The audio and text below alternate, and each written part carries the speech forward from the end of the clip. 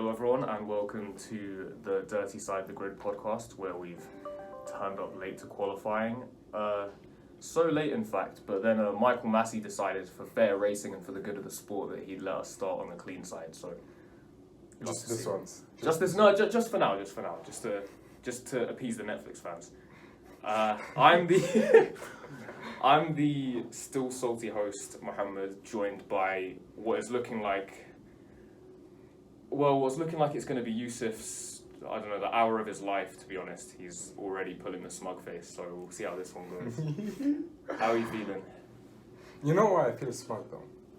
Because my predictions were right. That's why I felt smug. You know what I said? Yeah. I told like every person I met, I said that I want Lewis to win up to Saudi. This was from Brazil, From Brazil, I was like, I want him to win to Saudi, so they're like level on points.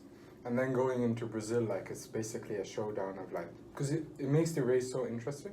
Yeah. And then everyone's like, nah, this. And then it happened, and Max won, and everyone I met was like, bro, you were so right. I was like, I told you, why didn't you listen to me from the beginning? Incredible scenes. Well, I called it from. You did call it. I called it from like Brazil, basically. But I genuinely thought at that point, I thought Lewis would win. Because Mercedes looked like, in Brazil, they looked like they had simply just incredible performance. Yeah. It kind of,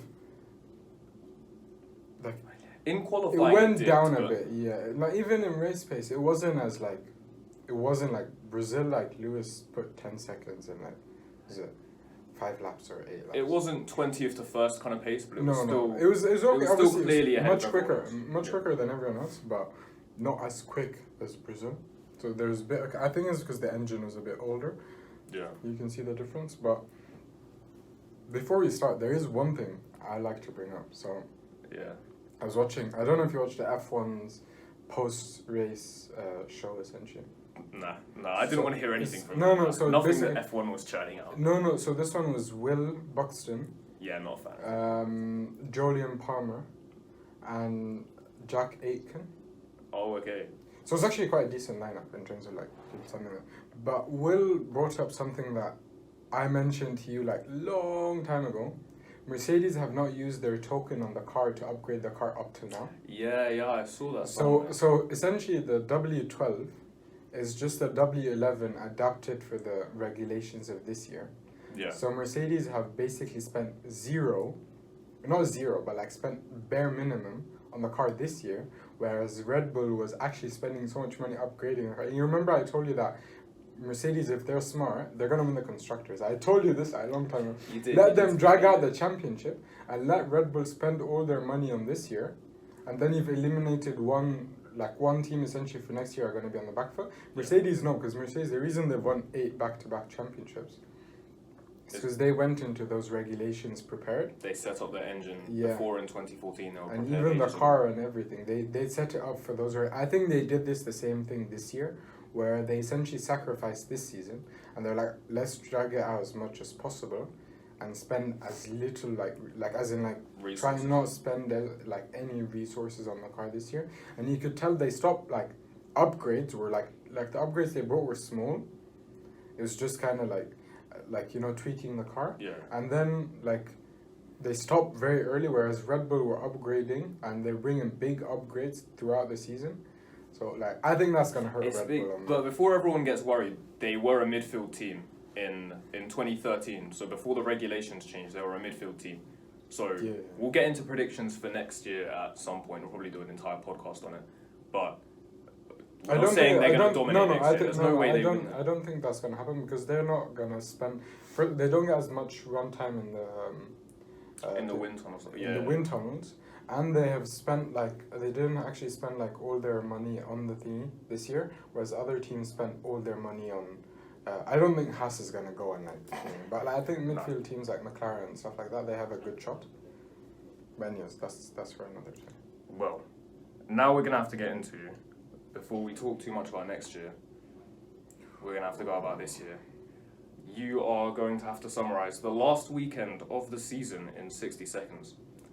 And I'm not going to let you get away with too much this time. So, 3, 2, 1, go. Okay, Verstappen qualifies on pole. Everything before that was useless, basically.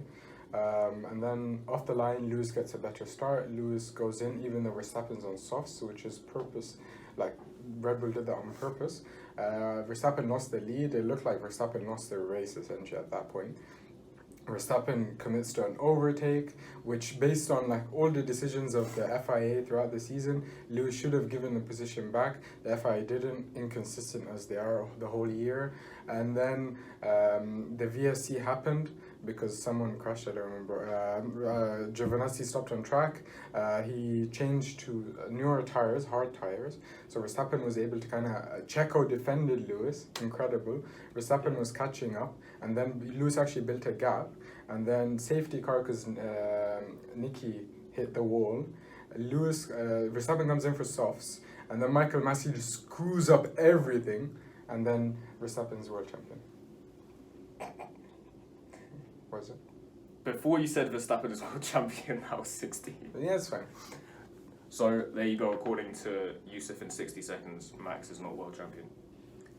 I'm joking. Okay, no. Well, he's gonna have number 1 on his car next year, so I think that's yeah. That's enough, isn't it? I think the funniest part is the last person to have number 1 in their car was Vettel in 2014. in Red Bull. Yeah. Yeah. So we've done that. I guess we'll just start off with the last sentence right there. Max Verstappen, world champion. How are you feeling about it? I think he deserves it. I think if anyone says he does not deserve it, they don't know what they're talking about. You can feel for Lewis. I feel bad for Lewis. The way it ended was not. No one deserves to lose a championship that way. Especially after the year. Basically, they were trying to recreate what happened in Brazil. What happened? I hate the comparison. So no, but what happened? Hate the that's the thing. What happened in Brazil was natural. Exactly, Rain came, that's the point. Lewis, it was exciting because Lewis won based on uncontrollable circumstances. It was it's the weather, But they essentially were trying so hard to recreate that of like an overtake on the last lap. I feel like that's why, because if Lewis knew they were coming in, like there wouldn't be 5 cars, they would have pitted Lewis. Yeah. Early, like as soon as the yellow. As soon as it came out, gap or no gap, you pit him to make sure he's got his highest battle. Yeah. But they didn't do that, which was surprising, and like they didn't do that because they thought there'd be like 5 cars between them. Or six with what's his name, Sergio Perez. Here's the thing though, like you just can't. We'll get into the talk later, but like Mercedes' strategy, you can't fault that. No, I don't fault. I say they did it based on the data from what they had. Knew, But then Michael Massey essentially did what Michael Massey does. He went rogue, bro. He went rogue. There's no rogue marshals, but there's a rogue Michael Massey. I don't get. We'll get into it. We'll get into it later. Just first, Max Verstappen, world champion. Yeah, I think the only thing that kind of sours it for me, or like for Max, I think that's going to sour. It's kind of the same with Nico. Nico won the championship, and people look back and like, he only won because Lewis got that DNF in Malaysia, was it? Yeah, I guess, yeah. People are like, that's the only reason he won, and this. But that's minor compared to this. I feel like definitely. For Verstappen, his first championship is always going to be like, but he only won on like luck. But I feel like that's actually like, it doesn't give him justice. Because he's driven this year with a level of maturity that he did not have like basically like any time before. He's grown up, he's driving like this year like you'd expect a world champion to drive. Like he was incredible. Yeah. I'd say if they were both in the same car this year, Max would have won. Purely on the basis of Lewis made so many mistakes this year. Like Baku, that's what I mean. Like when Max was out of the race, Max was out because of circumstances he couldn't control. When Max didn't win, it was either Lewis had like incredible pace or Mercedes like got strategy like on point like Barcelona, something like that. Or he was basically tired, he lost, someone smacked him out twice. Stuff like it was uncontrollable. But when Lewis made mistakes, like when Lewis lost points, like Baku, he could have gained 25 points. He lost them because he made mistakes. You don't expect that from Lewis. That's kind of what I'm saying. Like you expect I think it's because obviously the way he's performed over the last 7 years, he's performed at such a high level. That's what I expect from him. The one thing I would mention though is I'm actually very impressed by Lewis in terms of the way he reacted after he lost. Because I expected, like, if Max had lost, he would have flipped out, he would have done this. It would have been ugly. Definitely. But the way Lewis kind of handled that, he went and he gave Max a hug, and even Lewis's father, he went and like I can't lie, under no circumstances would I shake Jos Verstappen's hand. No, But I respect. But respect to both of them for having the humility to go do that. Like, I think that kind of says a lot about his character. Yeah, and for people who didn't know this already, like, where have you been? Like, this is so obvious. Every time one of those drivers under 25 crashes out, whatever it is, he's in their Instagram comments like, oh, you'll get him next time and all of this, but people are still hating on him. And then when he comes out and does this, they're like, oh, I've got newfound respect for him. Like, he wasn't a dickhead before. I don't know what they're No, getting, he wasn't. Like, really. He wasn't. I understand I think people it's very not hard. liking his character. It's very hard. there's- It's very hard there's to lose a difference. championship like this, and go and hug your competitor, and his dad, and say congratulations. That's why I think like it kind of pushes your respect for him a bit up. Like I respect him, but like a bit more now. No, I get Just it. because that was like the way he did it was like it's the same with Sebastian. When Sebastian lost, he went to Mercedes, went into the garage, Oh yeah, and he said congratulations. yeah. But he did not lose it the same way Lewis lost it.